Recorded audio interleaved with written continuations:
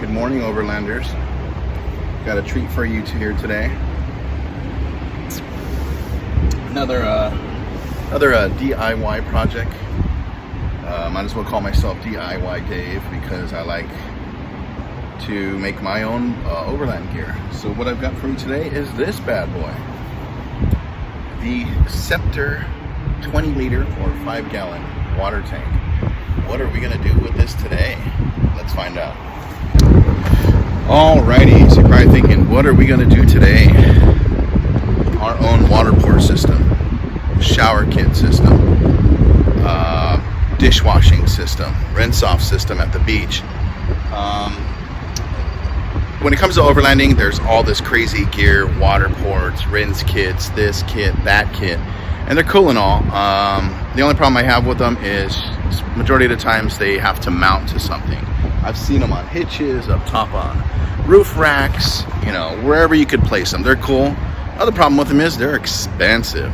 Okay, so I went out last weekend camping with the family for 2 days, and I had the rinse kit system, and right off the bat knew it wasn't for me.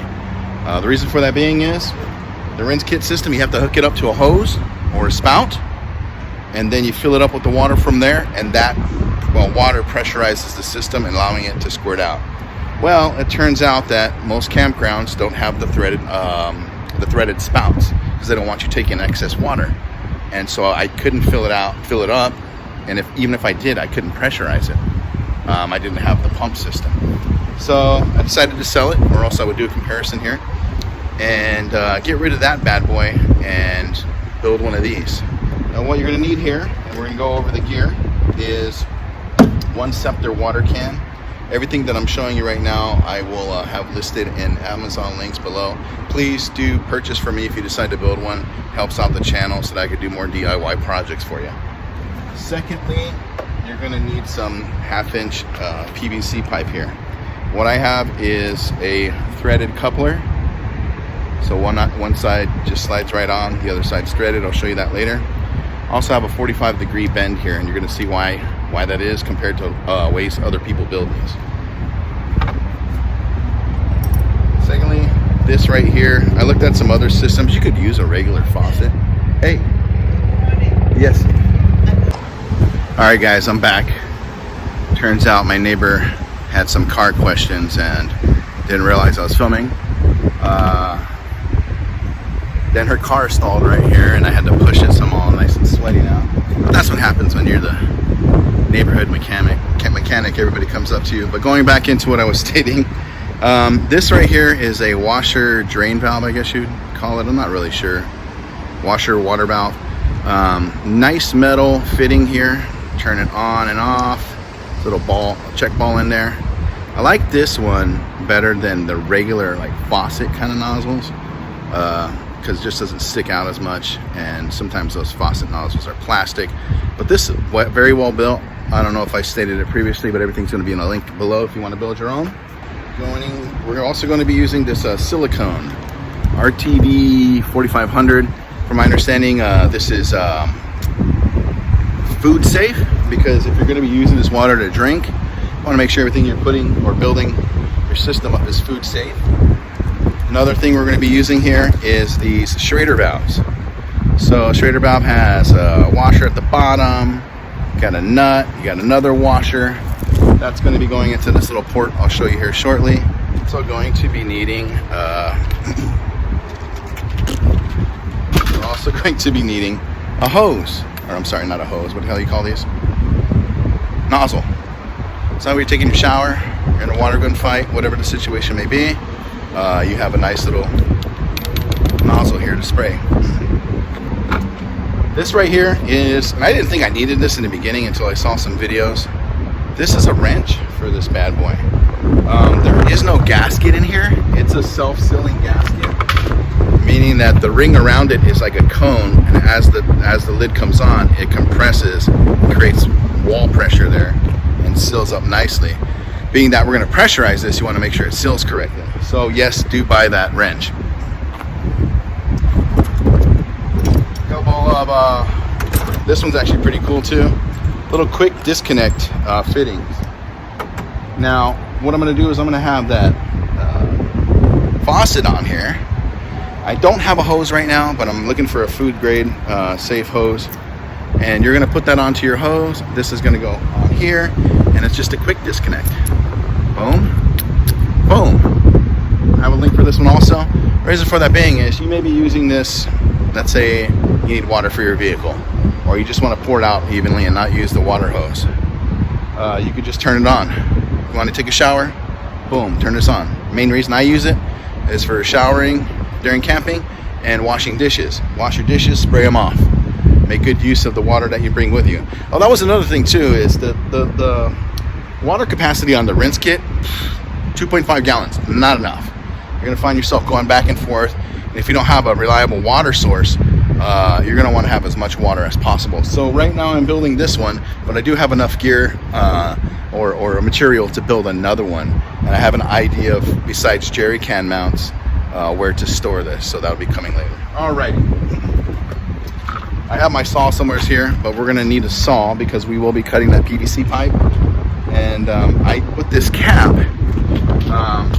most people, well actually let's just go ahead and get into it. I'm gonna go ahead and take the cap off.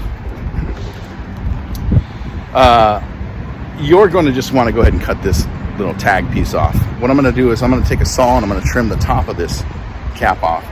So that way it'll just be, it's just more for looks, there's no purpose to it, but also once I get this faucet in here, and then I put this cap on there, it's going to provide like a quicker bond, better seal for my system there.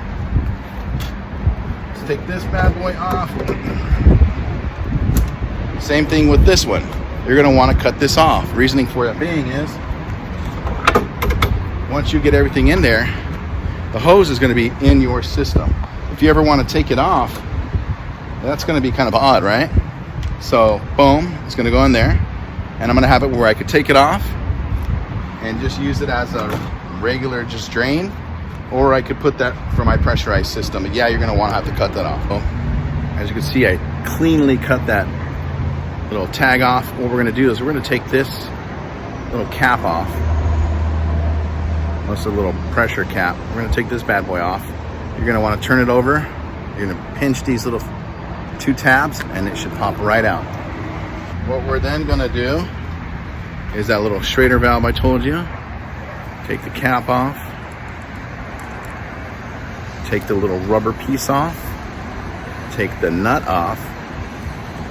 And the washer. Now I'm gonna seal this and I'll show you how. Make sure we get enough pressure in there. Okay, take those off. What I'm gonna do, damn plastic shavings everywhere. What I'm gonna do is I'm just gonna take some of the silicone, put it on there, so that way we get a proper seal all the way around. I'm gonna feed that through. Actually, you're gonna feed that through here. Alrighty, push it all the way up. Take your washer, put your washer on there. Take your nut, get that started. And then what we're gonna do is tighten that up so that way we get a nice seal. Okay. Now this is a little difficult here because it is spinning on the back, but you can get it done. There we go. Excellent. So now that we've got that on there, as you can see, it just sits, I mean, it looks like it's made for it. It sits perfectly in there, okay? Got your cap. Let's put the little valve pad on so that way we don't lose it. Excellent. Now let's get started on the washer. Take the nut off here. What I did was I took a little saw and the cap that originally went on top of the top cap here, I'm actually going to repurpose this. So I cut the top off here. It came out pretty clean, pretty happy with that. And what I'm gonna do is I'm gonna feed it on this side, right? And what we're gonna do is take this, and there is no threads in here, but it's got enough bite to where when you get it started, it's just gonna start grabbing, as you can see, like right there. And it's gonna create its own threads. Okay, so here's the finished product here. Like I said, I just cut off the top of that cap, put it on there for aesthetics. going to do now is we're going to take the threaded portion and we're going to put it on there. Before we do so, take some more silicone, put it around the bottom here to create proper seal. There we go. And it looks like the tow truck for my neighbor is coming, so hopefully it doesn't ruin the video. But we're going to put this cap on, get it nice and tight, and yeah, it looks like I'll have to pause it. Oh well, while they're figuring that out, I'm going to go ahead and finish up here. Hopefully it doesn't interrupt. Sorry about that. Just life. We're going to take our threaded PVC pipe and put that in here. Get that started. Now what I did was I did screw up about a 24-inch PVC pipe that you're supposed to cut down to 17 inches, but I had this great idea of having it come like this and then angle over here, so that way if you lay your can down, it'll suck all the water properly at the bottom. Then I realized if I put that on with the cap, it's not going to be able to twist. So yeah, you do need just a straight pipe there. So you take your PVC pipe, put it in there, and like I said, it should be longer, and go ahead and get this bad boy started. Take your wrench, and it's always a certain way that it goes. Go, and tighten. Wouldn't recommend tightening it too much. It turns out on this one, it wasn't like the other ones I've seen, but this one does actually have a rubber seal. And there you go, on and off. Now what we do is we take our quick release, we're going to thread that on there. Quick release water hose attachment. Perfect. You're going to get your your shower nozzle, and you're going to add the other attachment there. Now for video's sake, let's just imagine this was a hose and you would just pop it right on there and off you go. What we're going to do is we're going to let everything dry, and then we're going to test it out. Still waiting for my water hose to come in, but once all the silicone in here dries and I get a new PVC pipe, we'll get this bad boy pressurized and go from there.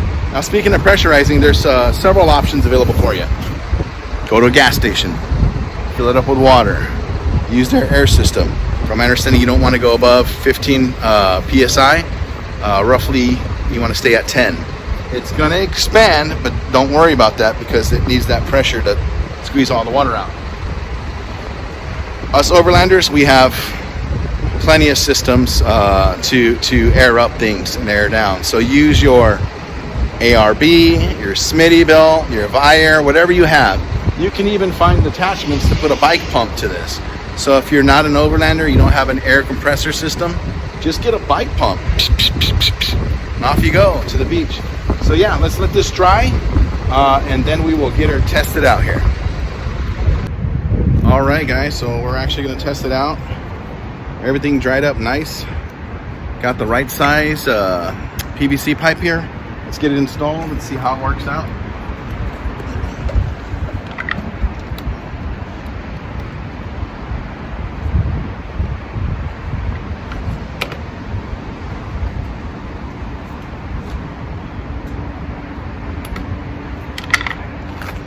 Got my Smittybilt pump here to get it primed. Let's get that started.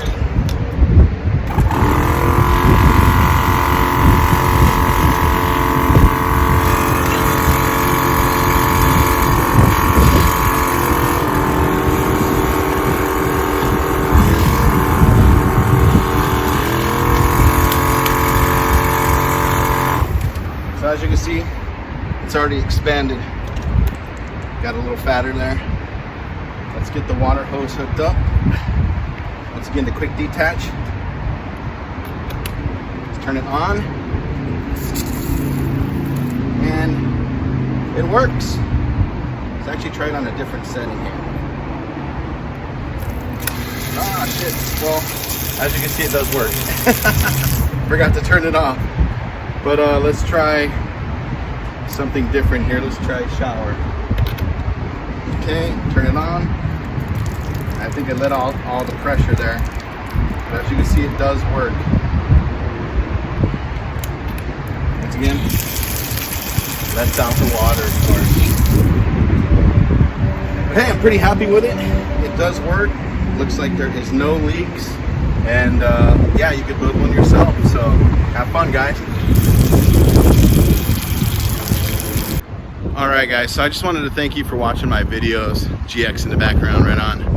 I'm gonna be bringing you some more videos here shortly, and I just wanted to say thank you once again. Sorry about the bad quality and the interruptions. That's just how these things work sometimes, you know. I will be trying to make some better quality videos for you, so if you have any suggestions or, you know, ways to make better videos using better video editing software and all that fun stuff, just please let me know. Once again, I appreciate you. Like, share, subscribe, buy the products if you want to build your own, and yeah, we'll see you on the next one.